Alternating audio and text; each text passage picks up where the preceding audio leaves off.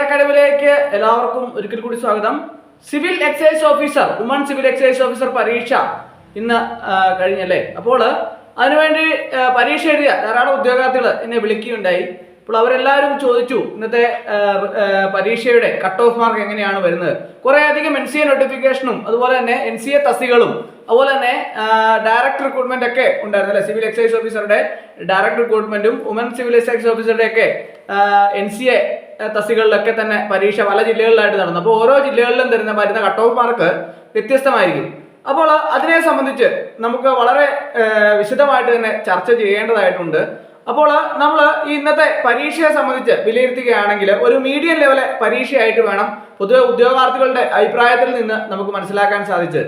Special ടോപ്പിക്സിന് വളരെയധികം പ്രാധാന്യം ഉദ്യോഗാർത്ഥികൾ നൽകിയില്ല എന്നുള്ളത് ഇന്നത്തെ പരീക്ഷയ്ക്ക് ഒരു വളരെ പ്രത്യേകതയാണ്. കാരണം എപ്പോഴും പഠിച്ചുകൊണ്ടിരിക്കുന്ന പരീക്ഷ ആയതുകൊണ്ട് തന്നെ civil excise officer, woman civil excise ഓഫീസറുടെ സ്പെഷ്യൽ ടോപ്പിക്സ് എല്ലാവർക്കും എന്നോട് പറയുന്ന ഉദ്യോഗാർത്ഥികളൊക്കെ പറയുന്നത് പൊതുവെ സ്പെഷ്യൽ ടോപ്പിക്സ് സാറേ അത് നമുക്ക് നോക്കേണ്ട ആവശ്യമില്ല, അതെല്ലാം ഞങ്ങൾക്ക് നല്ല മനപ്പാടമാണ്, ഞങ്ങൾക്ക് അറിയാവുന്നതാണ് എന്നൊക്കെ പല ഉദ്യോഗാർത്ഥികളും എന്നോട് അഭിപ്രായം രേഖപ്പെടുത്താറുണ്ട്. എന്നാൽ ആ അഭിപ്രായങ്ങളെല്ലാം തന്നെ വളരെയധികം അനർത്ഥമാക്കുന്ന രീതിയിൽ ഇന്നത്തെ ചോദ്യങ്ങൾ നല്ല നിലവാരമുള്ള ചോദ്യങ്ങളായി ആണ് കാണാൻ സാധിച്ചത്.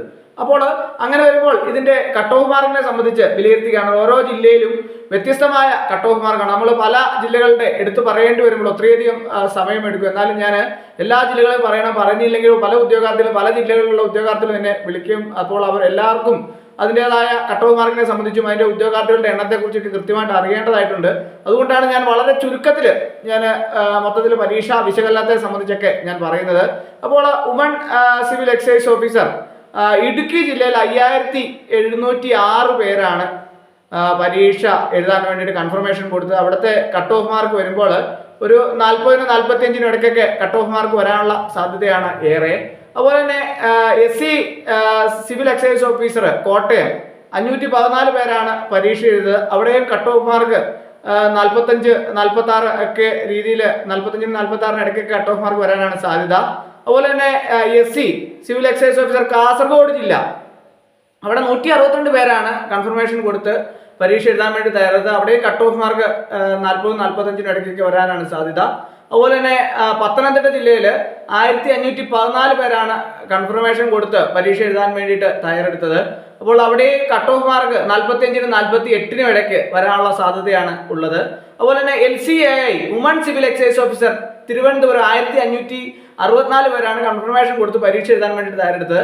എന്നാൽ അവിടെ കട്ട് ഓഫ് മാർക്ക് 40-45 ഇടയ്ക്ക് വരാനാണ് സാധ്യത. അതുപോലെ തന്നെ LCAI woman civil excise officer Kottayam 1133 പേരാണ് കൺഫർമേഷൻ കൊടുത്ത് പരീക്ഷ എഴുതാൻ വേണ്ടി തയ്യാറെടുത്തത്. അവിടെയും 45-47 ഇടയ്ക്കൊക്കെ കട്ട് ഓഫ് മാർക്ക് വരാനാണ് സാധ്യത. Dheevara woman civil excise officer Pathanamthitta ജില്ല 826 പേരാണ് പരീക്ഷ എഴുതാൻ വേണ്ടി കൺഫർമേഷൻ കൊടുത്തത്. അവിടെയും 45-50 ഇടയ്ക്ക് കട്ട് ഓഫ് മാർക്ക് വരാനാണ് സാധ്യത. അതുപോലെ തന്നെ വിശ്വകർമ്മ കോട്ടയം 1545 പേരാണ് കൺഫർമേഷൻ കൊടുത്ത് പരീക്ഷ എഴുതാൻ വേണ്ടിയിട്ട് തയ്യാറെടുത്തത്. അവിടെയും കട്ട് ഓഫ് മാർക്ക് 45-50 ഇടയ്ക്ക് വരാനാണ് സാധ്യത.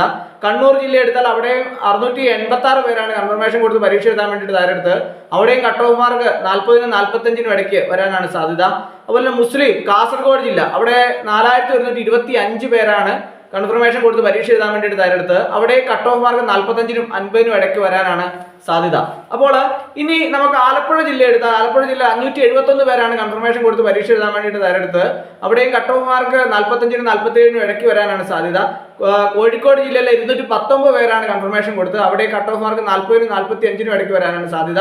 കൊല്ലം ജില്ലയിൽ 1081 പേരാണ് കൺഫർമേഷൻ കൊടുത്ത് പരീക്ഷ എഴുതാൻ വേണ്ടിയിട്ട് തയ്യാറെടുത്തത്. അവിടെ കട്ട് ഓഫ് മാർക്ക് 45-47 ഇടയ്ക്ക് വരാൻ സാധ്യത. അതുപോലെ തന്നെ സിവിൽ എക്സൈസ് ഓഫീസർ തിരുവനന്തപുരം ജില്ല 5657 പേരാണ് കൺഫർമേഷൻ കൊടുത്ത് പരീക്ഷ എഴുതാൻ വേണ്ടി തയ്യാറെടുത്തത്. അവിടെ കട്ട് ഓഫ് മാർക്ക് 59.67 കാൽക്കുലേറ്റ് ചെയ്യുമ്പോൾ എത്താൻ സാധ്യത. 59-60 ഇടയ്ക്ക് കട്ട് ഓഫ് മാർക്ക് വരാനുള്ള സാധ്യത ഏറെയാണ്. അതുപോലെ തന്നെ കൊല്ലം ജില്ല എടുത്താൽ 8435 പേരാണ് കൺഫർമേഷൻ കൊടുത്ത് പരീക്ഷ എഴുതാൻ വേണ്ടിയിട്ട് തയ്യാറെടുത്തത്. അവിടെയും കട്ട് ഓഫ് മാർക്ക് 55-58 ഇടയ്ക്ക് വരാനാണ് സാധ്യത.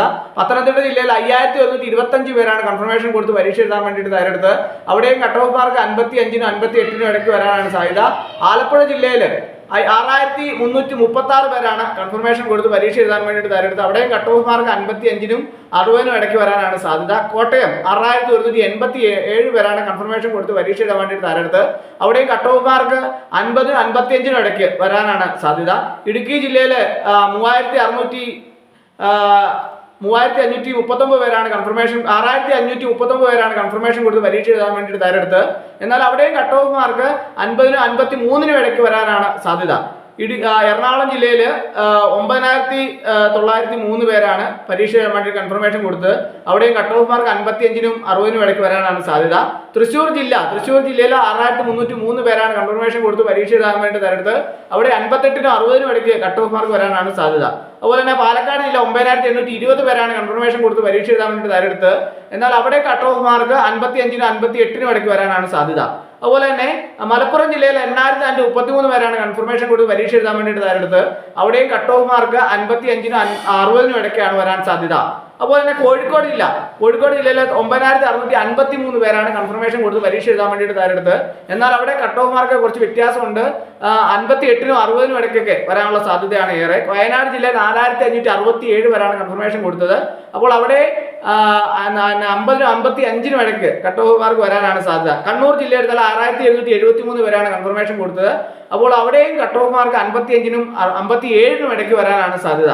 കാസർഗോഡ് ജില്ലയിൽ 4538 പേരാണ് അവിടെ കൺഫർമേഷൻ കൊടുത്തത്. അവിടെ കട്ട് ഓഫ് മാർക്ക് 55-നും 58-നും ഇടയ്ക്ക് വരാനാണ് സാധ്യത. പൊതുവെ കട്ട് ഓഫ് മാർക്കിനെ സംബന്ധിച്ച് എല്ലാ ജില്ലകളിലുമുള്ള ഉദ്യോഗാർത്ഥികളുടെ അഭിപ്രായത്തിന്റെ അടിസ്ഥാനത്തിലും അവരുടെ പല മുൻ വർഷങ്ങളിലെ കട്ട് ഓഫ് മാർക്ക് വിലയിരുത്തിയും അതുപോലെ തന്നെ മറ്റു പല മാനദണ്ഡങ്ങളൊക്കെ വച്ചാണ് നമ്മൾ കട്ട് ഓഫ് മാർക്ക് പരീക്ഷയുടെ തൽസ്ഥിതി എങ്ങനെയുണ്ടായിരുന്നു, ക്വസ്റ്റിന്റെ നിലവാരം എങ്ങനെയുണ്ടായിരുന്നു, ഇങ്ങനെയൊക്കെ ആനുപാതികമായിട്ട് പലതരത്തിലാണ് നമ്മൾ കട്ട് ഓഫ് മാർക്ക് നിർണ്ണയിക്കുന്നത്. ഇതൊക്കെ തന്നെ നമ്മുടെ പരീക്ഷയുടെ കട്ട് ഓഫ് മാർക്കിന് പലപ്പോഴും ഒരു ബാധകമാകാറുണ്ട്. അതുകൊണ്ട് തന്നെ കട്ട് ഓഫ് മാർക്ക് അങ്ങനെയാണ് വരാൻ സാധ്യത. അപ്പോൾ ഇന്നത്തെ പരീക്ഷയുടെ ഷോർട്ട് ലിസ്റ്റിനെ സംബന്ധിച്ച് പറയുകയാണെങ്കിൽ ഏകദേശം ഒരു 120 ദിവസത്തിനുള്ളിൽ തന്നെ ഒക്കെ ഷോർട്ട് ലിസ്റ്റ് പ്രസിദ്ധീകരിക്കുന്ന ഒരു നടപടിക്രമമാണ് ഇപ്പോൾ നിലവിൽ കണ്ടുകൊണ്ടിരിക്കുന്നത്. അതുകൊണ്ട് തന്നെ അധികം വൈകാതെ തന്നെ ഷോർട്ട് ലിസ്റ്റ് പ്രസിദ്ധീകരിക്കുമെന്ന് നമുക്കെല്ലാം വിശ്വസിക്കാം.